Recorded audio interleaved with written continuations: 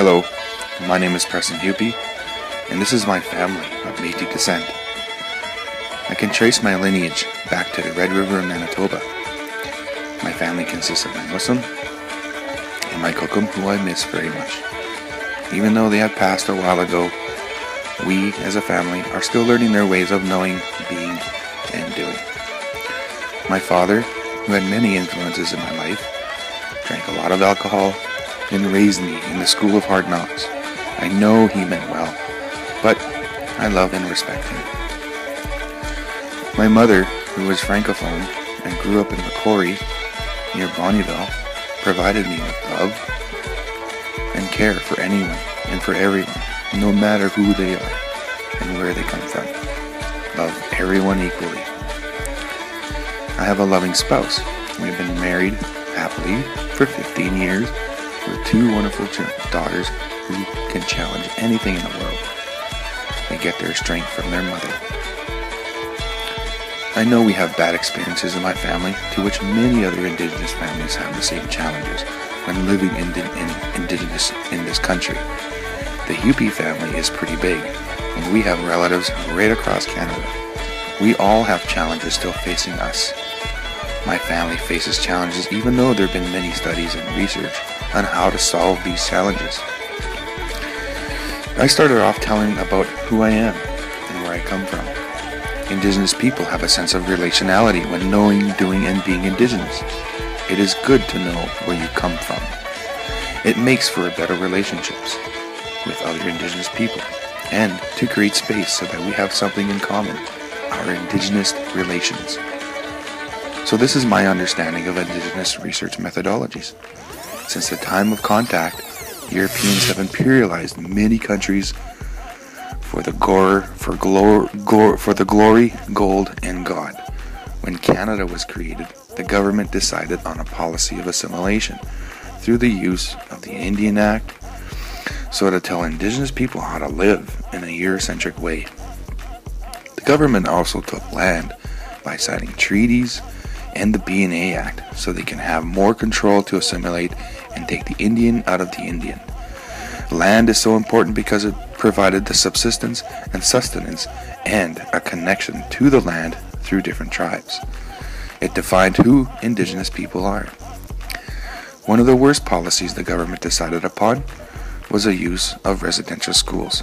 In these schools, they were forbidden to talk their language, use their names, had to learn Eurocentric attitudes, beliefs, and religions, all the while losing Indigenous customs, cultures, traditions, and language.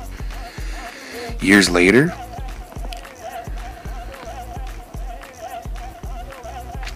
the government decided to say sorry and say it was a bad idea. This policy lost Indigenous parenting skills, oral histories that was not passed down from our elders, and language lost that held many meanings of how our world provides for us. When Eurocentrism spread around the world, it became the dominant worldview of how things should be and how society should be run. Now, this dominant worldview is being challenged by Indigenous worldviews from Indigenous scholars around the world. Many scholars are questioning the research practices of dominant academia, where many Eurocentric value and beliefs still exist.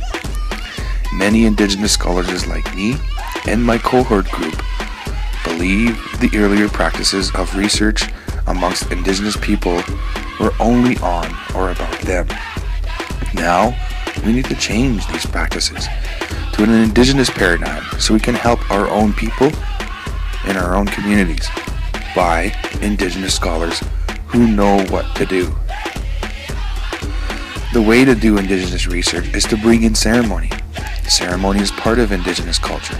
It binds us to Mother Earth, and it reciprocates our knowing, being, and doing. Our ancestors, my Muslim and Kukum, our elders, still have this Indigenous knowledge that can be passed down through ceremony and cultural ways, like having tea and bannock with elders, with uncles and aunties, like talking and getting to know people in the community. It's ways of picking berries with families and knowing when to pick and how to pick.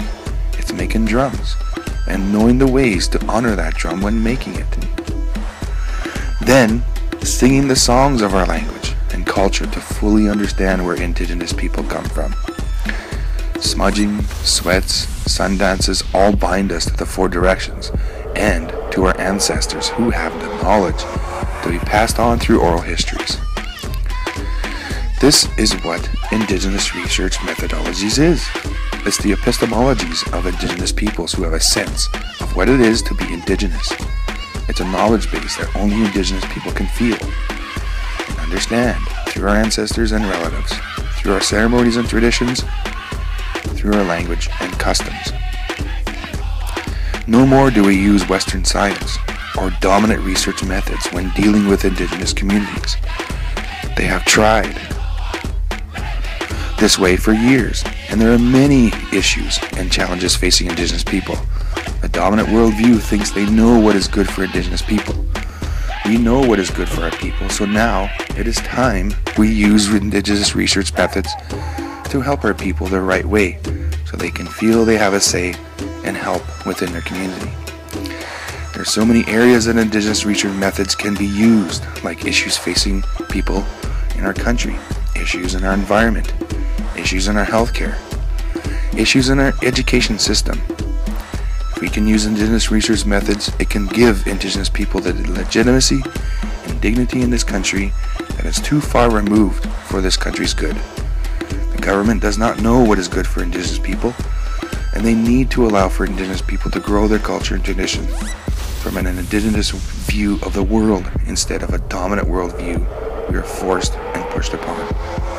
It starts in our homes, our communities, and our school, where Indigenous knowledge and knowing can be taught to make sure we have Indigenous students learning from an Indigenous way, not the way I was taught.